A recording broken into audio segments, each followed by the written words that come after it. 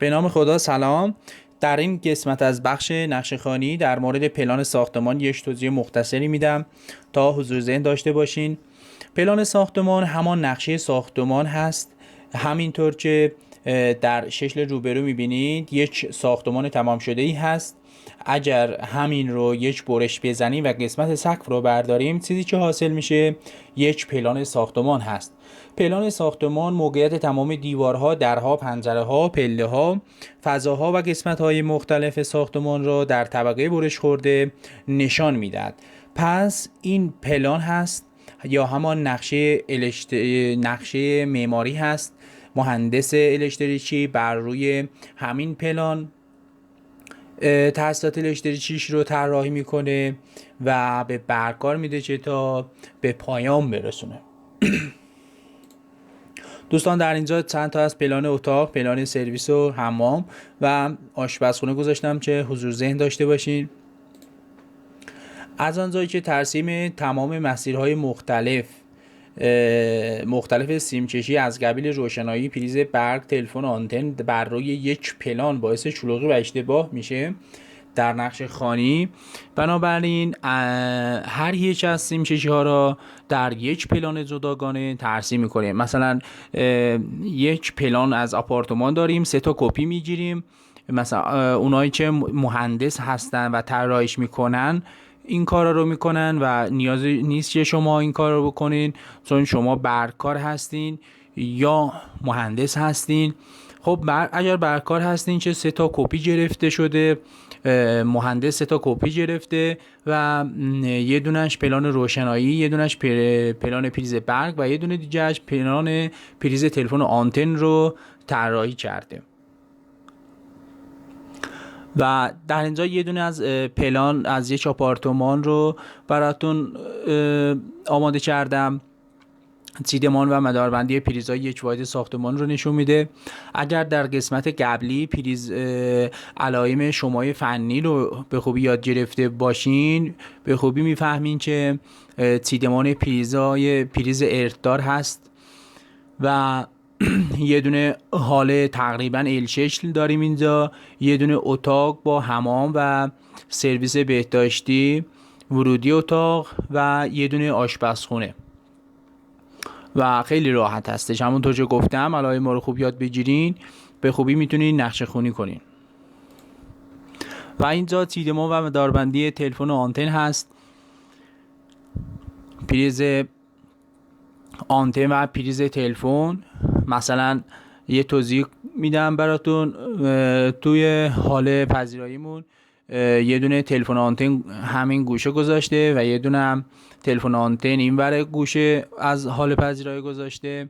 با این پریز میشه 3 تا جا کلید میذاریم تو اولیه کار و با این پریز 3 تا جا کلید هم این ور. بعد روی اوپن یه دونه پریز گذاشته، پریز تلفن گذاشته و یه دونه دیگه هم این ور اوپن گذاشته. و توی اتاق هم یه دونه پریز تلفن و یه دونه پریز آنتن گذاشته. چیدمان و مداربندی روشنایی هست. اینجا براتون یه توضیح مختصری میدم. اگر از ورودی راپله که اومدیم داخل خونه، داخل حال پذیرایی، یه دونه شمای فنی تچبل گذاشته که ورودی رو روشن خاموش میکنه. اینور یه دونه شمای فنی دوپل و تچبل گذاشته که دوپل یه دونه لوستر حال پذیرایی با 2 فاز قطع و وصل میشه، با یک کلید نصفی از لامپ ها روشن میشه و یک کلید دیگه نصف دیگهش خاموش روشن میشه. و یه شمای فنی تچبل هست که چراغ دیوارشو خاموش روشن میکنه. این ورم همچنین 2 پل برای لوستر و یه تچبل برای روشنایی هست. و در آشپزخونه هم یه تچبل برای چراغ روشنایی آشپزخونه هست و چند تا هالوژن توکار سقفی هست و اینا در قسمت‌های بعدی کامل توضیح داده شده که به صورت توکار یا جذبوری یا کناف یا راویز هستش. و در این ورم 3 تا شبای فنی تکبل هست، یه دونه چراغ دیواری اینو و یه دونه چراغ دیواری این رو خاموش روشن میکنه و یه دونه هم ورودی اتاق و سرویس بهداشتی لامپش رو خاموش روشن میکنه.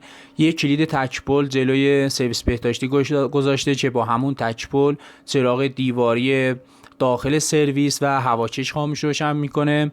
داخل اتاق ورودی حمام یه دونه دوپل گذاشته که یه چراغ داخلش رو و تهویه‌اش رو جداگانه خاموش روشن میکنه و ورودی اتاق یه دونه تبدیل گذاشته که هم از اینجا میشه لامپ روشنایی اتاق خواب و خاموش کرد و هم از این طرف، و یه دونه شمای فنی تکبل گذاشته شده که شب خواب یا چراغ دیوارشو خاموش روشن میکنه. در قسمت بعدی هم یه نقشه رو آماده کردم که همین پلان نیست، پلان جداگانه هست و اونو تمرین میکنیم تا در آخر به نقشه خانی به گل کامل دست پیدا کنیم. در اینجا اگر درست علایم ها رو یاد گرفته باشین مطمئنم 50% راه رو رفتیم و مونده 50%. در قسمت بعدی یک پلان رو از 0 تا 100 با هم جلو میریم تا تمامی قوانین علایم ها رو یاد گرفته باشین. پس با ما همراه باشین.